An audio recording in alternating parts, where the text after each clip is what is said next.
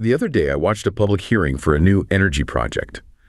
Across from me sat a woman from a regulatory board, clutching a stack of environmental impact reports like a shield. She was incredibly focused, her voice trembling with a kind of moral urgency as she argued for a 6-month delay to study the migratory patterns of a specific local bird. To her, this was the highest priority, a necessary act of caution against the dangers of expansion. She looked satisfied, almost righteous, as if she were personally holding back the tide of some invisible monster. But then I noticed the person sitting right next to her. He was a young engineer, staring at a tablet displaying a live data stream from a Blackwell Ultra cluster. While she spoke about the birds, he was watching a 1.5x performance leap in real-time computational logic. He didn't interrupt her. He didn't even look annoyed. He just had this calm, slightly detached expression, like someone watching an ant try to block a freight train.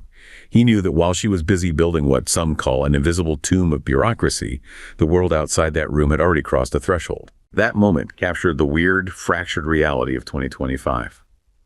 We are living in a split-screen world. In one frame, you have the decels, the decelerationist and the safety cults who see every new watt of energy or flop of compute as a threat to be managed. In the other frame, the thermodynamic imperative is taking over. From small modular reactors being dropped into place like Lego blocks to the Stargate supercomputers, we are witnessing the sudden violent convergence of atoms and bits. The question isn't whether we should slow down to save the shorebirds. The question is, why are we still letting the people obsessed with the birds decide the fate of a Type I civilization?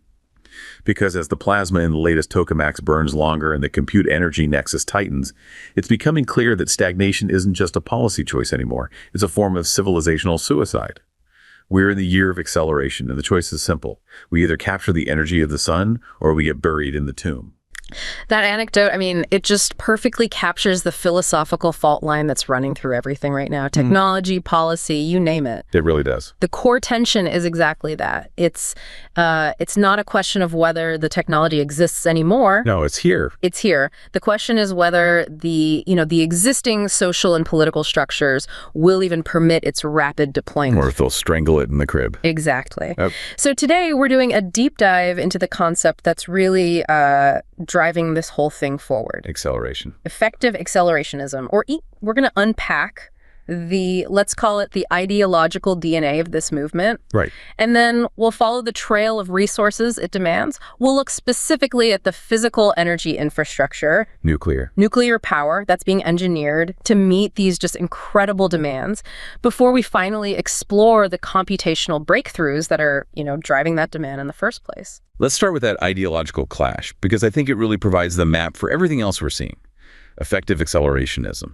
It's just so explicitly a product of the 21st century Silicon Valley ecosystem. Oh, absolutely. It's defined by an explicitly, I'd even say aggressively pro-technology stance. It's almost a religion for some of them. It is. Their core belief is that unrestricted technological progress, and they always emphasize progress driven by highly capable AI, is the only viable long-term solution. Not a solution, but the solution. The only one. For all universal human problems. And we're talking about massive issues here, right? Eradicating poverty, ending war, solving existential threats like climate change, the whole list. So the movement basically positions itself as the necessary counterweight to what it sees as, our default human instinct for caution. Exactly. That's why they use that kind of language, doomers or decelerationists for anyone who opposes them. It's a derogatory label, but it frames the debate. It does. They see that cautious approach, the one embodied by the regulator you described, as fundamentally pessimistic and just self-limiting. The AKIC worldview is inherently optimistic. Maybe even bordering on utopia. I'd say so, yeah. And it's faith in computation to just engineer a superior reality. What really stands out to me is just the sheer audacity of their ultimate goal. I mean, this isn't just about launching a faster product or, getting a better IPO. Not even close. It's about a civilizational upgrade. Their stated objective is to enable human civilization to climb the Kardashev gradient. And for anyone listening, we should probably take a moment and visualize what that actually means. Good idea. The Kardashev scale, it was devised by the Soviet astronomer Nikolai Kardashev, and it measures a civilization's technological advancement based on the amount of energy it can actually use. Exactly. And right now, we're not even a Type I civilization. Not yet. Not even close. A Type I civilization is one that can harness all the energy available on its home planet. So all the sun's radiation that hits the Earth, geothermal, wind, tidal, everything. And climbing that gradient means progressing from Type 1 to Type 2. Which is harnessing all the energy of its star, like building a Dyson sphere. And then eventually to Type 3. Harnessing the power of an entire galaxy.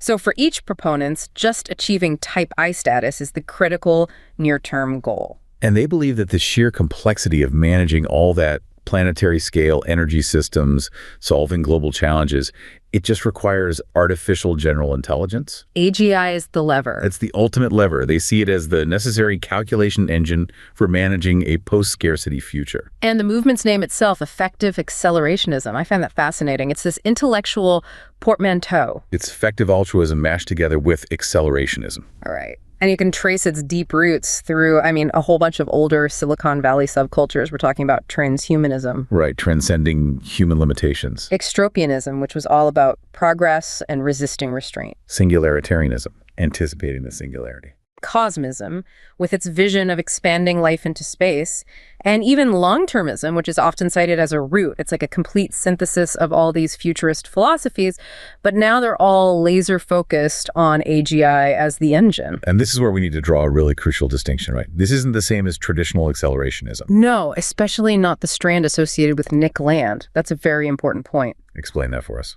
Well, Land's philosophy often views capitalism as this autonomous, almost malignant force that just ruthlessly dissolves existing social and political orders through sheer uncontrolled acceleration. It's about chaos, in a way. It's a focus on capitalist self-optimization, often leading to dystopian or chaotic outcomes.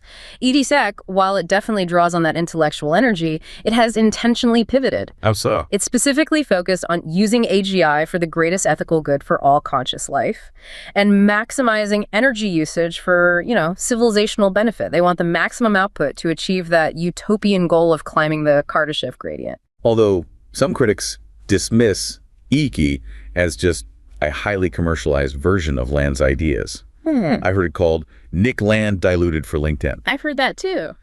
The argument being it just provides a justification for unrestrained corporate growth, but under this guise of ethical benefit. Right. But whatever you call it, it gained huge mainstream traction in 2023. You started seeing these influential investors and tech leaders, Mark Andreessen, Gary Tan, explicitly adopting the EPIT label on public platforms. It shifted the ideology from the fringe right into the core of the tech elite. And to really appreciate that mindset, we have to look at the other side, the so-called decels or doomers, which EECI often just lumps together as practicing safetism. And the deepest philosophical split, which is so ironic, is with the effective altruism movement, the EA movement. The group they partially share a name with? Exactly. EAs dedicate themselves to identifying the most evidence-based ways to improve the world. But here's the chasm. AI existential risk. X risk. That's it. Many EAs, especially the long-termist faction, they argue that the immediate danger of an unaligned or catastrophically powerful AGI is just so high that extreme caution is necessary. Guardrails, even temporary moratoriums on development. They're essentially arguing for time to understand and control this new power we're building. But the EACT's proponents, they reject that caution as being fundamentally counterproductive. Completely. They consider existential risks from AGI to be either negligible or, and this is the key difference, they believe these risks are best mitigated not by slow, centralized government regulation, but by the market. By decentralized free markets. They argue that competitive robustness, having multiple AGIs being developed at the same time in a free market environment, is the best way to ensure that no single entity gains monopolistic and therefore catastrophic control. It's a fundamentally libertarian political stance applied to technology development. Absolutely. And the contrast is even sharper when you bring in the degrowth movement. Oh, that's the polar opposite. It's the absolute mirror image. Degrowth advocates advocate for reducing economic activity, reducing consumption, learning to live with less to address all these crises. And it says no. The answer is more. The answer is always more. More tech, more energy, more capitalism. They see capitalism's dynamics not as the problem, but as the essential dynamic engine of that civilizational climb. They are choosing expansion over reduction every time. And this philosophical war, It's not academic. It directly defines the political battles over technology that are happening right now. Look at Mark Andreessen's 2023 Techno-Optimist Manifesto. That wasn't just an essay, it was a political declaration. It was a call to arms. It absolutely was, reflecting the EEC view. It explicitly called for the removal of unnecessary red tape and overregulation, arguing that bureaucracy, the very invisible tomb you talked about, is the primary obstacle to progress. He champions what he calls the bulldozer approach, where single actors can just move forward rapidly without needing sign-off from dozens of different veto points, dismantling the Vetocracy. But I have to push back on that, because when we look at the other side, the caution comes from a place of very real, observable consequences. Of course. I mean, Commerce Secretary Gina Raimondo's warning against bringing the move fast and break things mentality to AI was deeply serious. Because you can't unbreak AGI. Her point was clear. You can't break things when you are talking about AI. And critics argue this aggressive philosophical push for unregulated acceleration is just profoundly risky. And critics from outside the tech industry, they raise even more fundamental concerns. They point out that unregulated capitalism, when you fuel it with technologies of this scale, it tends to lead to hyper-concentration of wealth. Inevitably. Giving an infinitesimally small group of people just disproportionate influence over the future of humanity. And more importantly, critics argue that technological progress just hasn't been a universal good. I mean, look at the list of modern maladies. Climate change. Widespread microplastics. Obesity epidemics, rising rates of teen suicidality. In many of these cases, technology is now desperately needed to solve problems, like developing GLP-1 agonists for metabolic health. That technology itself arguably enabled or made worse in the first place. It creates this ultimate treadmill effect. We invent a complex system, and then we have to invent an even more complex system just to clean up the mess, the externalized costs of the first one. Which strengthens the argument that technology and regulation have to coexist in a tight, responsible balance. You have to manage the negative externalities before they become civilizational threats. And yet, the political momentum has visibly shifted in favor of the accelerators. Especially, following the 2024 U.S. presidential election. We saw prominent tech figures very quickly align themselves with platforms advocating for deregulation. Aaron Levy, the CEO of Box, he publicly echoed that sentiment of removing unnecessary oversight.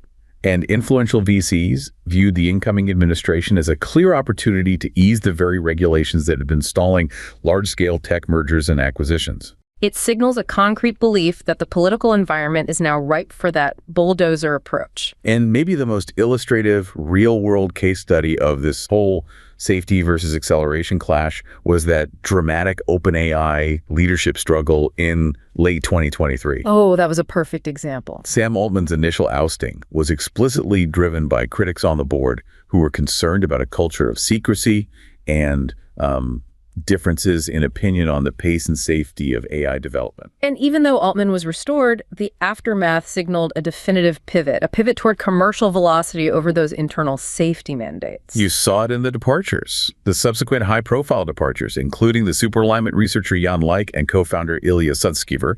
That was telling. Very telling. And Sutskever, a key figure in AGI research from the very beginning, went on to launch Safe Superintelligence Inc., or SSI. And the mission statement of SSI is a direct philosophical counterpoint to the entire EAT commercial drive. Absolutely. Their goal is...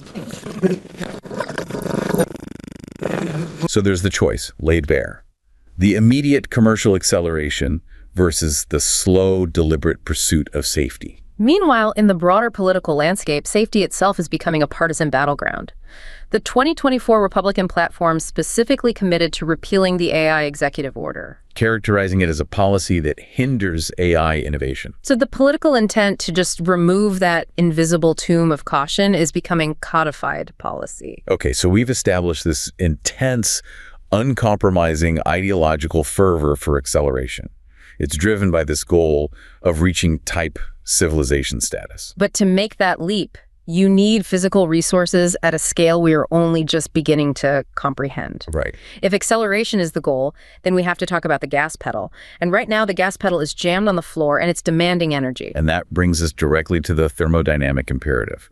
This is where the philosophy of bits violently converges with the physical reality of atoms. And this is where it gets really interesting and starts impacting every single one of us. Every single listener, yeah. Yeah. The sheer escalating electricity demands of modern data centers, especially the ones running generative AI, They're already putting the existing grid infrastructure under immense stress. We are looking at a potential rise from the current 4% of total U.S. electricity use, Which is already a lot. to a staggering 9% by 2030. And the overwhelming majority of that growth is driven by the hyperscale data centers needed for AI training and inference. The consequences are immediate. They're practical.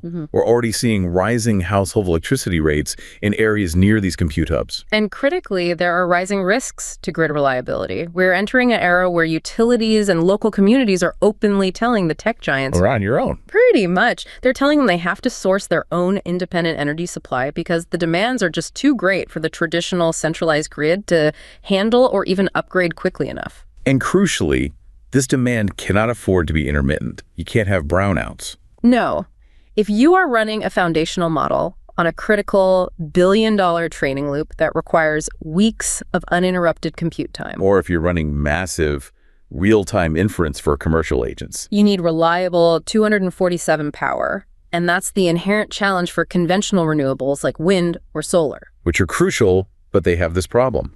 They're crucial for general carbon reduction, but they struggle with dispatchability and high-capacity factors, which are non-negotiable for hyperscale compute. And that's why the industry conversation has immediately pivoted to nuclear power as the non-intermittent solution. It's the obvious choice. Nuclear energy is already a critical piece of the puzzle. It produces 46% of the U.S.'s carbon-free energy right now. And the reactors offer reliable, carbon-free, and dispatchable power that is perfectly matched to the relentless, high-capacity demand of these massive data centers. And beyond the carbon-free aspect, the energy density of nuclear is a huge accelerant for deployment, especially when you're battling those local environmental boards. The physical footprint, you mean? The physical footprint. Think about it. Nuclear energy requires a site that is 360 times less land than wind power and 75 times less land than solar for the same energy output. That's an incredible statistic. That density just dramatically simplifies the logistics and the political fight, which makes it ideally positioned for co-location strategies. So the image we have of the monolithic, massive nuclear plant is being replaced by something more flexible. By tailored, flexible power solutions. And that shift is focused entirely on small modular reactors, or SMRs. Okay, so explain the SMR approach for us. It sounds like a modular, scaled-down version of existing tech, but what are the specific benefits that fuel this accelerationist vision? Well, we're moving away from the 1,000-megawatt-plus reactors that take a decade to permit and build. The old way. The old way. We're talking about a spectrum of reactor sizes that are tailored to very specific energy needs. SMRs, which are typically around 300 megawatts each, they offer immense flexibility. What kind of flexibility? The benefits include significantly faster deployment timelines. They can be fabricated off-site and then shipped for assembly.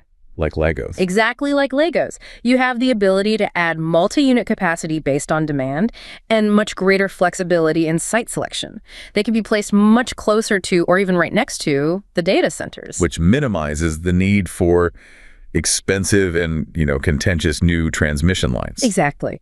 And even smaller are the micro-sized reactors, generating less than 50 megawatts each. And those are perfect for specialized or medium-sized data center. Right. This flexibility drives the core deployment strategies for tech companies. So they're looking at co-location with existing plants, restarting plants that were previously shut down, or expanding capacity through power uprates and life extensions at existing sites. It's about leveraging the existing nuclear infrastructure base we already have. And this is a perfect example of how that philosophical accelerationism translates directly into physical infrastructure strategy. Because these projects historically face lengthy, costly regulatory processes. The bureaucratic invisible tomb. That exact thing. There is now significant political momentum to accelerate deployment. We're seeing bipartisan legislative efforts like the ADVANCE Act, which aims to streamline regulatory approvals, reduce fees, and shorten licensing timelines. The goal is to make the deployment of safe nuclear technology faster than the regulatory system can slow it down. But let's ground this in economic reality for a second. You can't just wish away the cost. There's a major hurdle with these initial builds, right? The first of a kind, or FOA, costs. These first SMR projects are tremendously expensive and logistically challenging. Because you're basically inventing the supply chain and the regulatory path as you go. That's absolutely correct. FOK costs represent that steep initial investment required to prove the technology and the regulatory path. But the entire economic model for SMRs is built on the concept of the learning curve and mass production. So the idea is that they get cheaper the more you build. Drastically cheaper. Research shows that significant cost reductions, we're talking upwards of 50%, are achieved very rapidly, typically in the first 3 to 4 plants deployed. The target is to reduce the overnight capital costs, or OCC. Which is the total cost of construction, not including financing. Right. So the goal is to hit a competitive cost basis for the nth of a kind, or NOAC, installations. The 10th one, the 20th one. Precisely. They are targeting an OCC for those NOAC installations of below $4,000 per kilowatt electric. Hitting that competitive cost is essential for nuclear to truly become the foundational, predictable, and affordable power source for future compute. So the shift isn't just about deploying technology, it's about industrializing the deployment.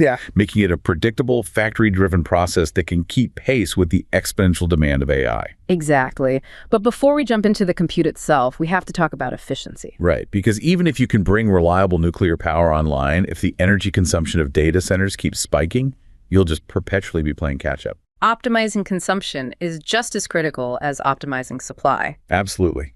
Data centers are constantly measured on their efficiency using something called power usage effectiveness, or PUE. And PUE is the ratio of the total energy used by the facility that includes the IT load, plus all the non-IT stuff like lighting, humidity control, and cooling. To the energy actually consumed by the IT equipment, the servers and the GPUs. So if your PUE is 2.0, you're spending $1 on compute and $1 on everything else. If the PUE is 1.23, which is the specific example we saw in case studies like the data center at LANL, Which is incredibly good. it's phenomenal efficiency. But that means for every dollar you spend on compute, you are still spending 23 cents on non-compute needs. And that remaining 23 cents is the next frontier of optimization. And the single most critical component driving that non-IT load and therefore driving up PUE is cooling. Because the concentrated heat load generated by these next-generation chips is just astonishing. It's forcing a rapid, and I mean rapid, anticipated transition in cooling systems.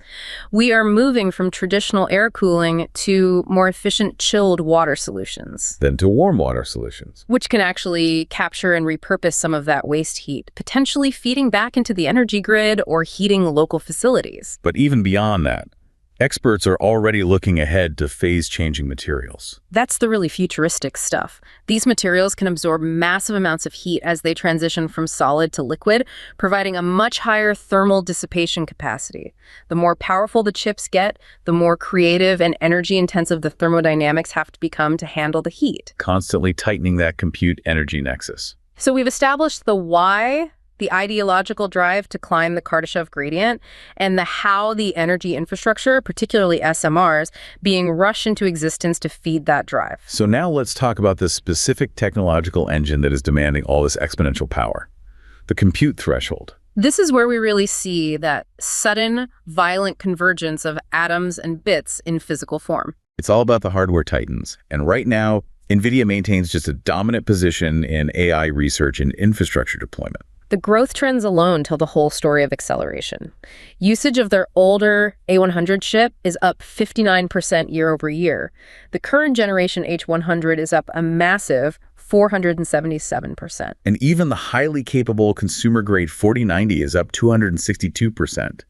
This dominance isn't just about the raw power of the hardware. It's the ecosystem. It's the sticky ecosystem they've built, specifically the CUDA software platform, which makes switching architectures extremely costly and difficult for developers. But the real attention and the real source of future demand is on the next generation, specifically the Blackwell Ultra, the GB300. What makes this new chip architecture so critical for the accelerationist timeline? The GB300 is an ultra leap, and it's designed specifically to solve the new bottleneck in large language models. Which is memory. Memory bandwidth. It boasts 50% more high bandwidth memory, or HBM, compared to its predecessors, alongside significantly improved dense performance metrics. It's explicitly optimized for LLM reasoning and inference workloads. Okay, let's define that difference between training and inference simply for everyone. Sure. Training is that initial, hugely expensive process of teaching the model. Inference is the operational phase, the utilization, the actual commercial use of the model. When you ask ChatGPT a question, that's inference. Exactly. And as these models are deployed commercially across thousands of applications, the operational cost and the power demand from inference just explodes. The problem isn't how fast the processor calculates, it's how fast you can feed that calculator with data. So that HBM upgrade is directly addressing that data speed bottleneck. It's accelerating the rate at which LLMs can reason and generate output. It's all about speed. And while NVIDIA is the behemoth, their dominance hasn't stopped the emergence of these highly specialized challengers who are targeting exactly that inference speed bottleneck. Oh, absolutely. You have Cerebra's, which is famous for its massive wafer-scale engine. The dinner plate chip. The dinner plate chip. It literally packs 4 trillion transistors onto a single processor. They're leveraging this unique architecture for extreme inference speed, and they've secured major customers like G42. And then there's Grok.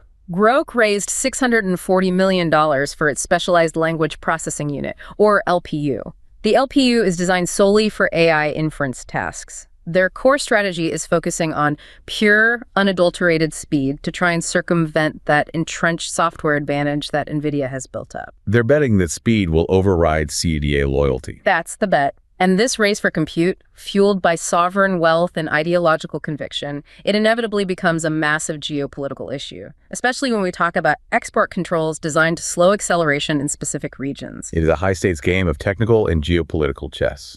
It is. U.S. export controls are constantly tightening, often targeting the raw calculating power, measured in TFLPS, that can be sold abroad. This forces chip manufacturers into these constant cycles of redesigning their technology. Like NVIDIA's new China-compliant chip, the H20. Exactly. If you measure it by raw computing power, it is theoretically much weaker than their top-line hardware. So the U.S. is successfully limiting the raw power. Yeah. But what's the workaround? The workaround is optimization. NVIDIA specifically optimized the H20 for the unique needs of LLM inference workloads. And the fascinating detail here is that because of this specialized optimization, the H20 is actually documented as being 20% faster than the H100 on specific reasoning tasks. Even with less raw processing power. Even with less. It's a technical mastery, a loophole that sacrifices generalized calculation power to excel at the specific high-demand task of modern AI. That technical agility allows acceleration to continue even within a constrained regulatory environment.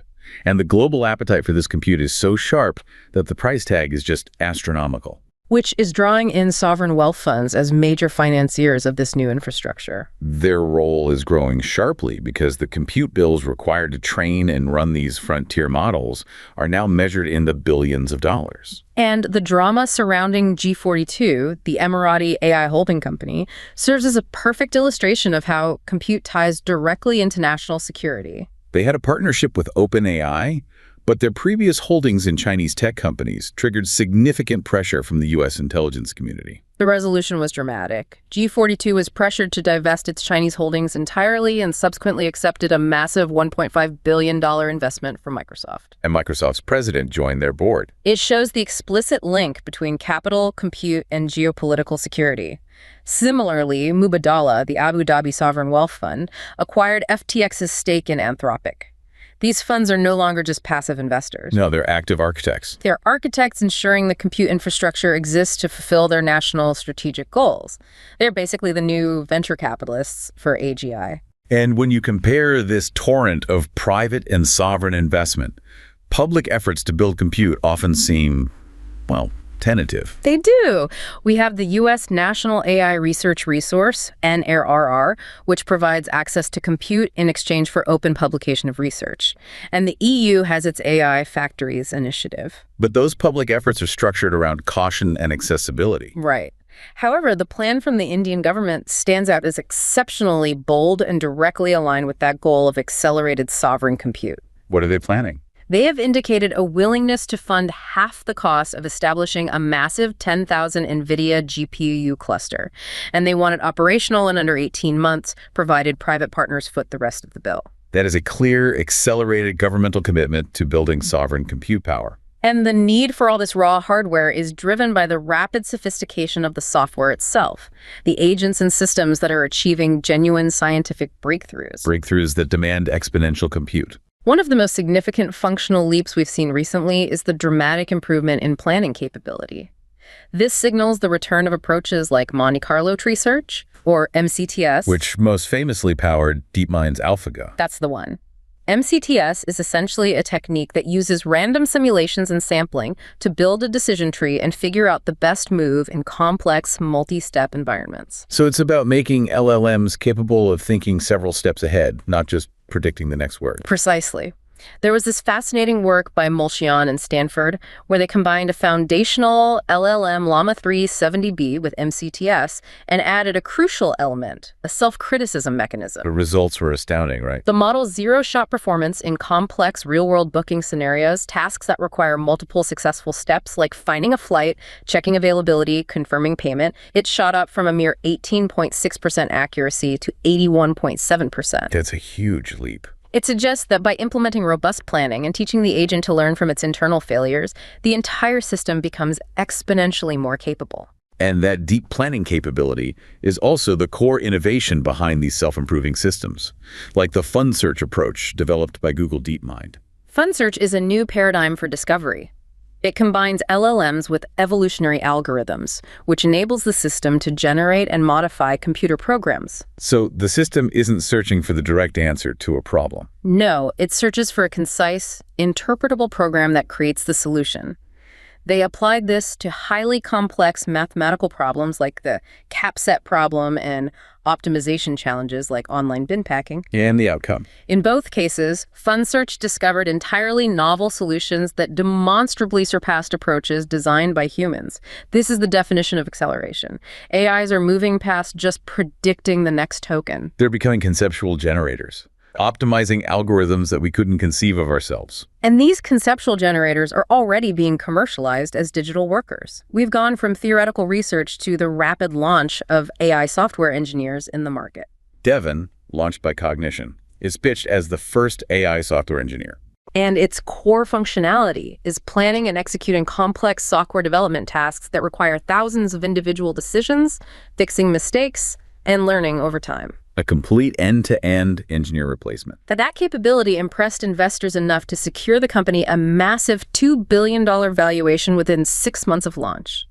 This is acceleration in the job market itself. But the open source movement is accelerating even faster. OpenDevon, the open source competitor, actually outperformed the proprietary Devon model on the challenging SWE benchmark. By 13 percentage points. That continuous, rapid open source improvement means the capability floor is constantly being raised, creating a competitive environment that naturally fuels acceleration. And the ultimate convergence is seeing these foundation models move out of language processing and software engineering entirely and into the physical sciences, biology, chemistry, materials science. This is where the bits directly influence the atoms. Give us a specific example of that convergence in the life sciences. Okay, DeepMind recently launched AlphaProteo.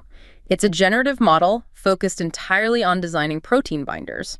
And protein binders are crucial for drug discovery and diagnostics. Crucial. AlphaProteo achieved subnanomolar protein binders, meaning they attach with extremely high affinity, with affinity improvements ranging from 3-fold up to 300-fold better than previous human design methods. It just drastically cuts down the time and cost associated with identifying new therapeutic targets. And we are even seeing the core architectural principles that defined previous scientific breakthroughs shifting, particularly in molecular structure prediction. What do you mean by that? Well, foundation models are challenging fundamental assumptions in computational chemistry.